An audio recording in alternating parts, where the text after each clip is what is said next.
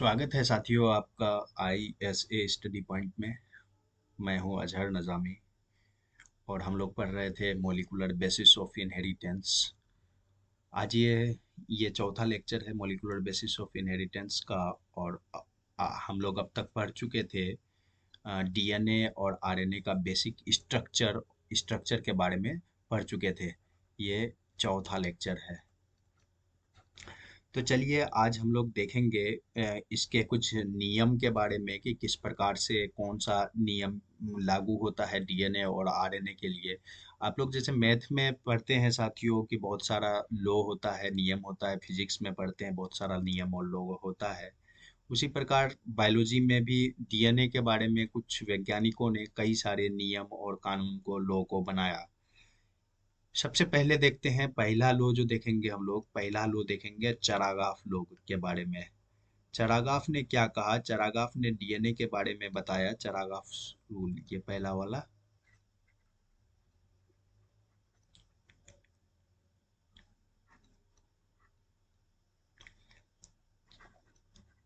चरागाफ rule. चरागाफ ने DNA के बारे में बताया। इन्होंने कहा कि टोटल जो प्यूरिन होगा, टोटल प्यूरिन जो होगा वो इक्वल टू टोटल पैरामाइडिन के बराबर होगा। टोटल प्यूरिन जो होगा वो टोटल पैरामाइडिन के बराबर होगा, यानी A+G। एडिनिन और गुआनिन प्यूरिन कहलाता है। A+G इज इक्वल टू होगा C+T के बारे में, C+T के बराबर होगा। Adenine plus guanine is equal to cytosine plus thymine होगा। चरागाफ रूल का दूसरा जो है तो ये है कि अगर इसको इधर लेके आ जाए, A+G अपॉन C+T अगर कर दिया जाए इज इक्वल टू कितना होगा? 1। तो चरागाफ रूल ये कहता है कि A+G upon C+T is equal to 1। इसीलिए यहाँ से अब देखा जा सकता है, इसीलिए A+G upon C+T equal to 1। तो इसीलिए देखा जा सकता है A upon T equal to 1, या फिर T upon A equal to 1। उसी प्रकार G/C equal to 1, C/G equal to 1। तो इस तरह से चरागाफ रूल को समझा जा सकता है। चरागाफ रूल का एक साथियों ड्रॉबैक है, छोटा सा ड्रॉबैक है कि ये dsDNA यानी डबल स्टैंडर्ड dsDNA में ही काम करता है। इसके अलावा SSDNA या SS सिंगल स्टैंडर्ड RNA में काम नहीं करता है, क्योंकि इसके लिए दोनों स्टैंड चरागाफ रूल तभी लागू होगा जब दोनों स्टैंड काम करेगा। तो चलिए साथियों देखते हैं चरागाफ रूल से एक कोई क्वेश्चन लेकर के छोटा सा एक सवाल लेते हैं छोटा सा। मान लिया एक इसमें कि एक कोई DNA है और एक कोई DNA है मान लिया। और इस DNA में एक कोई मान लिया कि ऑर्गेनिज्म है, उसका DNA है। और इस DNA में से 17% जो है ना, मान लिया कि 17% जो है गुआनिन प्रेजेंट है, 17% गुआनिन है कोई DNA में। अब पूछ रहा है कि find out percentage of other 3 nitrogenous bases के बारे में अगर ढूंढा जाए। और 3 एडिन, गुआनिन तो 17% हो गया, एडिनिन, थाइमिन और साइटोसाइन, ये तीनों का परसेंटेज जानना है कि कितना क्या होगा, एडेनिन कितना होगा, गुआनिन कितना होगा, साइटोस। तो इस तरह से परसेंटेज जानना है। तो चरागाफ रूल लगाएंगे साथियों। A+T इक्वल टू G+C यहाँ पे। एडेनिन कितना है? एडेनिन कितना है नहीं पता। गुआनिन कितना है? 17%। Guanine 17%, G 17%, guanine 17%। जितने गुआनिन होंगे उतने ही तो साइटोसाइन भी होंगे साथियों। 17% गुआनिन अगर है तो 17% साइटोसाइन भी होगा। यहाँ से पता चल रहा है कि गुआनिन जितना होगा उतना ही साइटोसाइन होगा।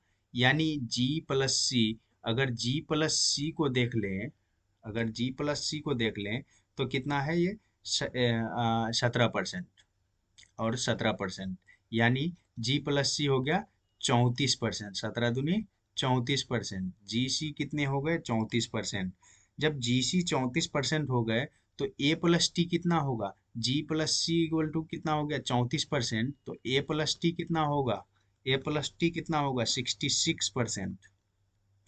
जब 66%, तो इसमें एडिनिन कितना होगा? एडिनिन 33%। समझ में आ रहा है? एडिनिन 33%। थाइमिन कितना होगा? थाइमिन भी 33%। तो यहाँ से समझे साथियों, अगर एक भी नाइट्रोजनस बेस के बारे में अगर जानकारी दे दिया हमें, गुआनिन के बारे में जैसे जानकारी यहाँ पे हमें दे दिया कि गुआनिन हमारा कितना है, 17% गुआनिन है, 17% गुआनिन दे दिया जानकारी, तो हमने गुआनिन से क्या निकाला? सबसे पहले साइटोसाइन, जो कि 17% के बराबर ही होगा। जितनी गुआनिन होंगी उतनी ही साइटोसाइन होंगे। अब दोनों को कैलकुलेट किया, दोनों को ऐड किया तो 34% हो गया, तो बचा कितना? एडिनिन और थाइमिन का 66%। 66% में एडिनिन और थाइमिन को हम लोग देख सकते हैं कि निकाल सकते हैं कि कितने एडिनिन हैं और कितने थाइमिन हैं। इसी प्रकार और भी अगर देखा जाए क्वेश्चंस के बारे में, तो कई क्वेश्चन बन सकते हैं साथियों। नीट के एग्जाम में यहाँ से सवाल आ जाता है। तो चलिए हम लोग अगला टॉपिक देखते हैं। अगला टॉपिक हमारा है बेस रेशियो। दूसरा जो हमारा है बेस रेशियो टॉपिक है। Base ratio. बेस रेशियो के बारे में हम लोग देखेंगे कि बेस रेशियो आखिर एडेनिन, गुआनिन, साइटोसिन, थाइमिन का जो रेशियो होता है वो कैसा होता है। देखिए साथियों, बेस रेशियो जो होता है ना, ये एक स्पीसीज के लिए कांस्टेंट होता है। AT/GC, AT/G+C जो होता है ये कांस्टेंट होता है। ये कांस्टेंट होता है for a given species, for a given species, यानी किसी एक स्पीसीज के लिए ये कांस्टेंट रेशियो होता है। जैसे ह्यूमन में अगर एडेनिन और thymine upon guanine plus cytosine अगर चेक किया जाए, तो जितना हमारे अंदर है उतना ही आपके अंदर होगा और उतना ही दुनिया के हर एक ह्यूमन के अंदर होगा। यानी ये कांस्टेंट होता है एक स्पीसीज के लिए। अगर मेढक ले लिया और मेढक का बेस रेशियो निकाल लिया हमने, तो वो भी कांस्टेंट होगा। आप समझे कि किस प्रकार से ये बेस रेशियो होता है। मान लिया कि ये एक स्टैंड है, यहाँ पे कोई ए है, ये जुड़ा हुआ है, ए है जुड़ा हुआ है डबल बॉन्ड, दो हाइड्रोजन बॉन्ड से थाइमिन से। उसी प्रकार यहाँ पे जी लिया, जी जुड़ा हुआ है ट्रिपल बॉन्ड सी से। फिर मान लिया कि ए लिया डबल बॉन्ड टी से, और फिर जी लिया तो ट्रिपल बॉन्ड सी से। इसी प्रकार जो है तो और भी ए लिया तो डबल बॉन्ड टी से। तो इस प्रकार से ये स्टैंड और ये सेकेंड स्टैंड बन जाता है। फर्स्ट स्टैंड और सेकेंड स्टैंड। इसमें अगर चेक करें साथियों, तो एटी कितने हैं, तो एटी का अगर मिलेगा ये एक, दो और इस तरह से तीन। ए प्लस टी कितने? ए प्लस टी कितने? 3। उसके बाद जीसी अगर देखें तो जीसी 2 है, एक और दो, अपॉन G+C कितने? 2। यानी इस स्पीसीज का जो बेस रेशियो होगा, इस स्पीसीज का 3/2 का बेस रेशियो होगा। और ये 3/2 कैसा है? बेस रेशियो 3/2 कैसा है? ग्रेटर देन 1 है। 3/2 कैसा है? एक से ज्यादा है। यानी यानी ये कैसा है? ये डीएनए कैसा है? एटी रिच है। एटी रिच है।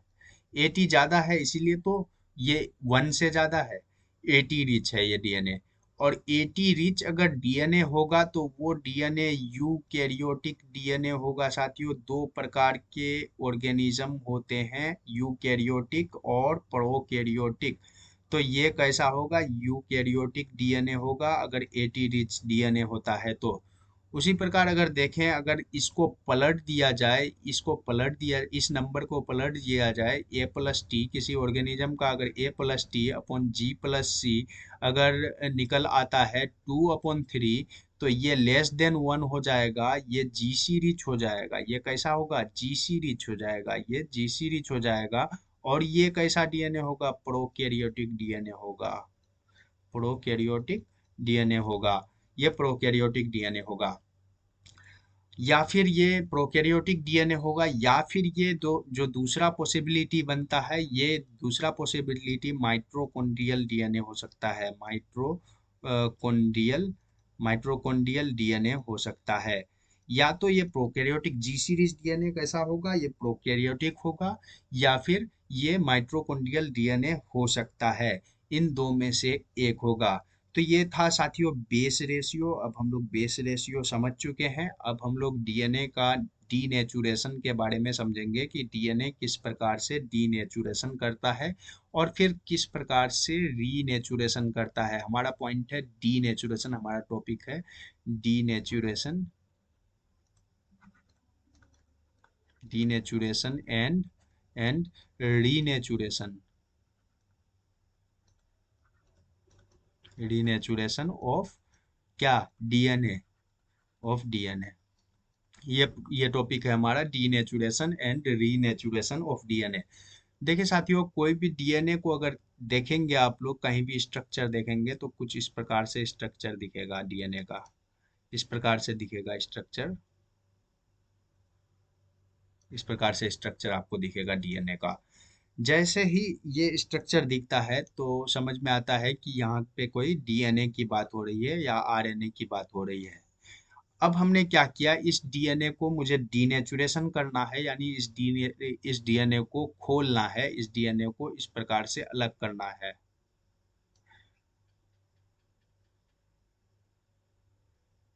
इस प्रकार से अलग करना है। इस डीएनए को अलग करने का जो प्रोसेस होता है, उस प्रोसेस का नाम होता है डीनेचुरेशन। डीनेचुरेशन के लिए हम लोग क्या करते हैं साथियों? टेम्परेचर बढ़ाते हैं। यहाँ पे क्या करते हैं? टेम्परेचर बढ़ा देते हैं। अगर टेम्परेचर बढ़ा दिया जाए साथियों तो डीनेचुरेशन हो जाएगा, डीएनए का डीनेचुरेशन हो जाएगा, यानी डीएनए एक लिमिटेड टेम्परेचर तक बर्दाश्त करेगा, उसके बाद इसका डीनेचुरेशन हो जाएगा। या फिर दूसरा तरीका हमारे पास क्या है? एल्केलाइन मीडियम यूज कर देते हैं। एल्केलाइन मीडियम यूज कर देते हैं, यानी ओ एच ग्रुप वाला कोई केमिकल यूज कर दें अगर, तो इसमें क्या हो जाएगा? डीनेचुरेशन हो जाएगा। ये पहला स्टैंड अलग हो जाएगा और इधर दूसरा स्टैंड अलग हो जाएगा। और फिर यदि इसके टेम्परेचर को दोबारा से घटा दिया जाए तो यहाँ पे क्या हो जाएगा? रीनेचुरेशन हो जाएगा। यहाँ पे क्या हो जाएगा? रीनेचुरेशन हो जाएगा।